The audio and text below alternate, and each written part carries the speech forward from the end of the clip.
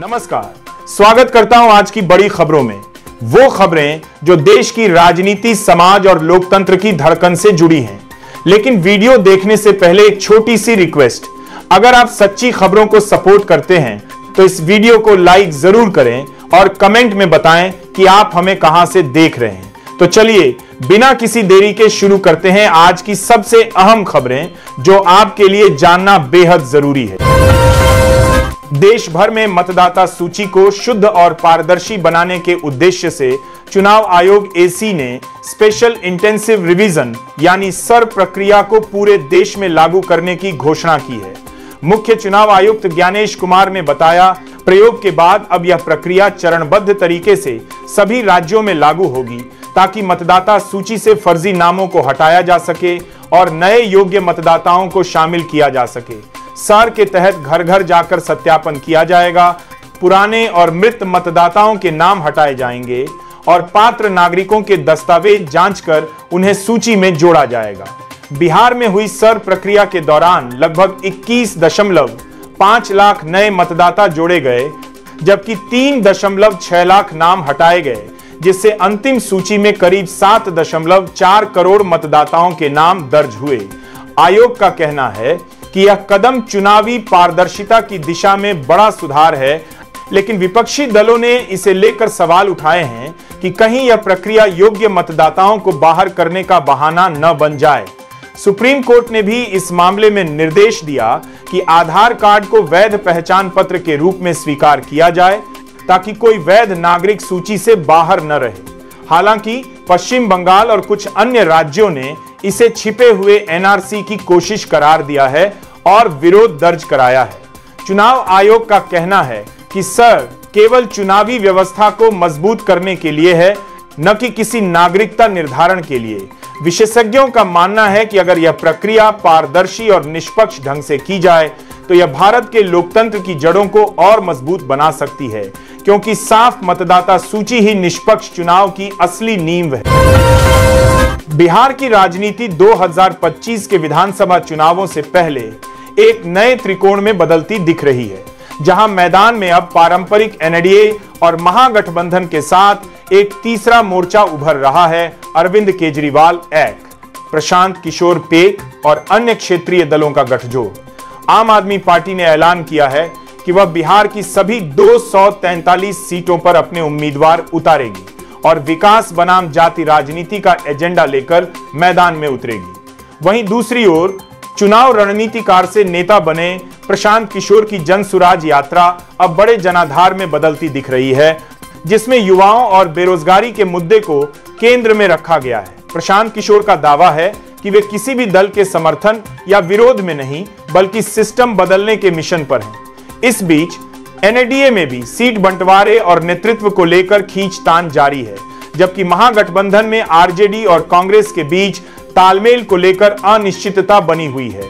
ओवैसी की एआईएमआईएम ने भी लगभग 100 सीटों पर चुनाव लड़ने की घोषणा की है, जिससे मुस्लिम वोटों का बंटवारा तय माना जा रहा है।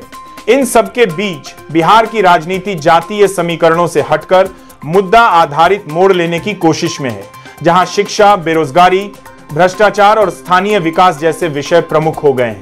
लेकिन असली सवाल यही है, क्या केजरीवाल और प्रशांत किशोर जैसी नई राजनीतिक ताकतें बिहार की पारंपरिक राजनीति की जड़ों को हिला पाएंगी, या फिर यह त्रिकोणीय मुकाबला अंततः पुराने दो ध्रुवों में ही सिमट जाएगा।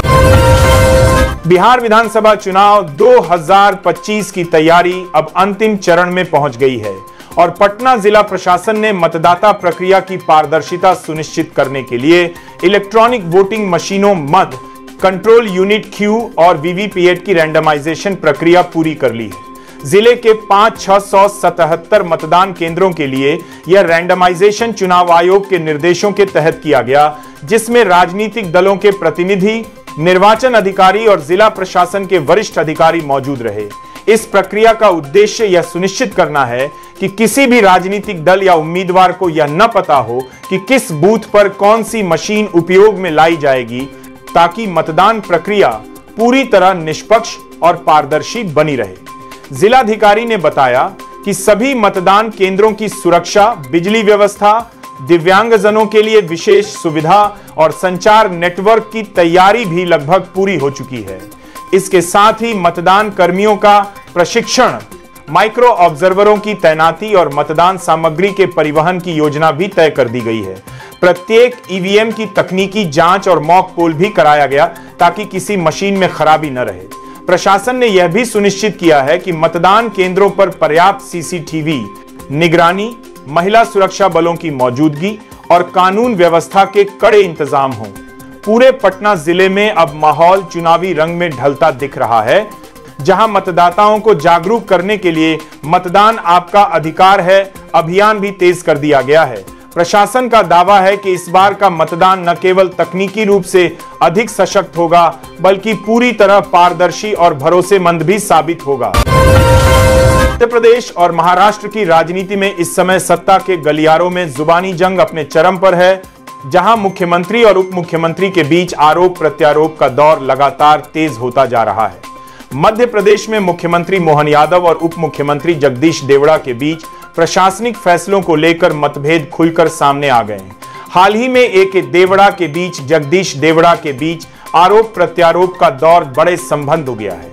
सार्वजनिक कार्यक्रम में दोनों नेताओं ने एक दूसरे के बयान का प्रत्यक्ष जवाब देते हुए राजनीतिक हलकों में हलचल मचा दी।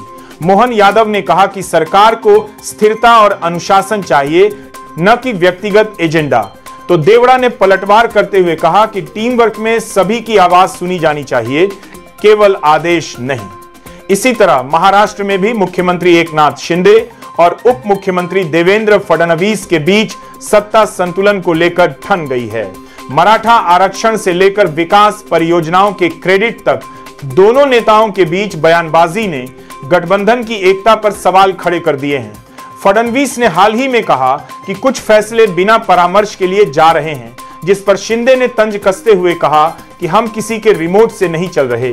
राजनीति की कसी तलाकर भी डीसी ने लोक भारत के बीच के बारी से विश्लेषकों का मानना है कि दोनों राज्यों में यह आंतरिक टकराव चुनावी रणनीति और नेतृत्व की स्थिति पर असर डाल सकता है। भाजपा नेतृत्व दोनों राज्यों में माहौल शांत करने की कोशिश में जुटा है, लेकिन अंदरूनी मतभेदों का यह शोर अब जनता के बीच भी सुनाई देने लगा है, जिससे साफ है कि सत्ता की लड़ाई सिर्फ कुर्सी तक सीमित नहीं, बल्कि राजनीतिक वर्चस्व की जंग में बदल चुकी है। तमिलनाडु की राजनीति एक बार फिर गरमाई हुई है, जहां राज्य के उप मुख्यमंत्री और डीएमके नेता एम.के स्टालिन ने बीजेपी और राज्यपाल RN रवि पर तीखा हमला बोलते हुए उन्हें फांसीवाद का प्रतीक करार दिया है। यह विवाद तब भड़का जब राज्यपाल ने हाल ही में एक बयान में कहा कि राज्य सरकार संविधान की सीमाओं से बाहर जाकर शासन कर रही है और राज्य में प्रशासनिक पतन हो रहा है। इसके बाद वादा को बनाया है।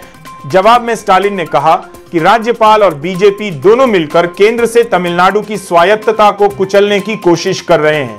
यह फांसीवादी सोच का हिस्सा है जो देश के संघीय ढांचे को खत्म करना चाहती है। उन्होंने आरोप लगाया कि राज्यपाल का कार्यालय अब बीजेपी की शाखा की तरह काम कर रहा है और राज्य सरकार के हर निर्णय को राजनीतिक रंग दिया जा रहा है। डीएमके के नेताओं ने इसे लोकतंत्र पर हमला बताया और कहा कि यह केंद्र की ओर से राज्य की आवाज दबाने की साजिश है। वहीं बीजेपी नेताओं ने स्टालिन के बयान को राजनीतिक नाटक बताते हुए कहा कि डीएमके भ्रष्टाचार और प्रशासनिक विफलता को छिपाने के लिए केंद्र पर आरोप मढ़ रही है। राजनीतिक विश्लेषकों का मानना है कि यह विवाद 2026 के विधानसभा चुनावों से पहले डीएमके और बीजेपी के बीच बढ़ती टकराहट की झलक है।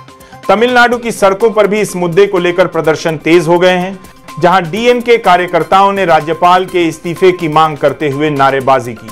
स्थिति इस हद तक पहुंच गई है कि राज्यपाल के सुरक्षा घेरों को भी बढ़ा दिया गया है, जिससे तमिलनाडु की राजनीति एक बार फिर दिल्ली बनाम चेन्नई के टकराव में फंस गई है। मिलते हैं आपसे अगली खबर में, तब तक के लिए धन्यवाद और बने रहें सच की खबरों के साथ।